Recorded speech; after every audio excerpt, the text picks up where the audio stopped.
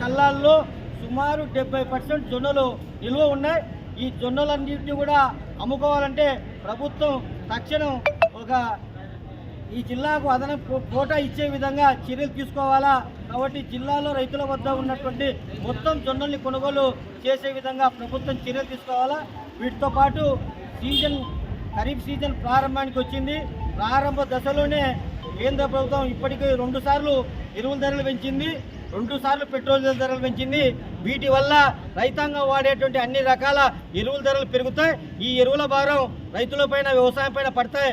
కాబట్టి తక్షణం పెంచినటువంటి ఎరువులు, పెట్రోల్, డీజిల్ ధరలు తగ్గించి సీజన్కు అవసరమైనటువంటి విత్తనాలు, ఎరువుల్ని సబ్సిడీగా ప్రభుత్వం రైతు సేవా కేంద్రాల ద్వారా ఇవ్వాలని చెప్పేసి ఈ ప్రభుత్వాన్ని అడుగుతున్నాం. వీటితో పాటు ఇప్పటికే ఈ జిల్లాలో అలగనూరు, గోరుకల్లు రిజర్వాయర్లు మరమ్మతులకు నోచుకోక, డబ్బులు లేక అట్టే పెండింగ్లు ఉన్నాయి. ప్రభుత్వం ఆలస్యం చేయకుండా వాటికి నిధులు కేటాయించి ఈ ఎండల కాలంలోనే వాటి మరమ్మతులు చేపట్టి సీజన్లో సాగునీటి ఇబ్బంది లేకుండా చేయాలా. వీటితో పాటు ఈ జిల్లాలో కౌలు రైతులు ఉంటారు. కౌలు రైతుల గుర్తింపు కార్డు ప్రతి సంవత్సరం ఇస్తుంది. అయితే భూ యజమాని సంతకంతో సంబంధం ముడిపెట్టింది. వీటి వల్ల చాలామంది కౌలు రైతులు గుర్తింపు కార్డులు పొందలేకపోతున్నారు. ఈ కౌలు గుర్తింపు కార్డు లేకపోవడం వల్ల వాళ్ళకు పంట రుణాలు అందడం లేదు, సబ్సిడీ విత్తనాలు అందలేదు, సబ్సిడీ ఎరువులు అందడం లేదు, ప్రభుత్వం ఇచ్చేటువంటి అన్నదాత సుఖీభవ నిధులు అందడం లేదు. కాబట్టి ప్రభుత్వం వెంటనే కౌలు రైతులందరికీ కూడా పంట ఆధారంగా రైతు సంతకంతో సంబంధం లేకుండా గుర్తింపు కార్డులు ఇచ్చి అన్ని రకాల ప్రభుత్వ పథకాలు కౌలు రైతులకు వర్తింపజేయాలని చెప్పేసి అడుగుతున్నాం.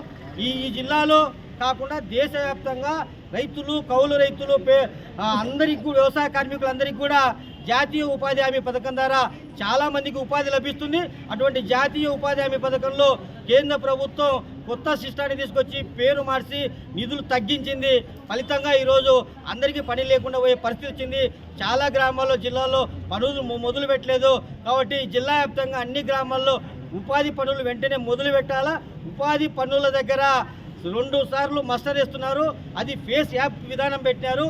ఈ విధానం వల్ల కూలీలకు నష్టం జరుగుతుంది. కాబట్టి బేస్ యాప్ విధానాన్ని రద్దు చేసి 2 పూటల మస్టర్ చేసేటువంటి విధానాన్ని రద్దు చేయాలని చెప్పేసి పని చేసే చోట కనీస తాగునీటి వసతి లేక ఇబ్బంది పడుతున్నారు. ఈ మొత్తం సమస్యల్ని జిల్లా కలెక్టర్ గారు జోక్యం చేసుకొని రైతుల, కూలీల, వ్యవసాయ కార్మికుల న్యాయమైన డిమాండ్లు పరిష్కరించాలని చెప్పి కలెక్టర్ గారికి వినతి పత్రం ఇవ్వాలని కోరుతున్నాం. తక్షణమే జొన్న రైతుల సమస్యలపైన ప్రభుత్వం స్పందించాలా. స్పందించకపోతే జిల్లాలో జరిగేటువంటి ఆందోళనకు ప్రభుత్వమే బాధ్యత వహించాల్సి వస్తుందని చెప్పేసి తెలియజేస్తున్నాం. రామచంద్రుడు, రైతు సంఘం జిల్లా కార్యదర్శి.